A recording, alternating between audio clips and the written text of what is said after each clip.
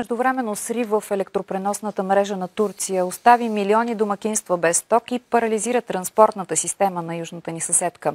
Почти всички квартали на столицата Анкара и на най-големия град Истанбул останаха без ток.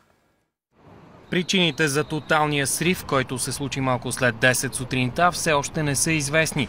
Аварийни екипи работят по възстановяването на системата. Турският премиер Ахмет Давутоглу заяви, че се разследват всички възможни причини за енергийния колапс, включително и терористична атака. Министърът на енергетиката на Турция обяви в ранния следобед, че електричеството в Истанбул е възстановено на 80%.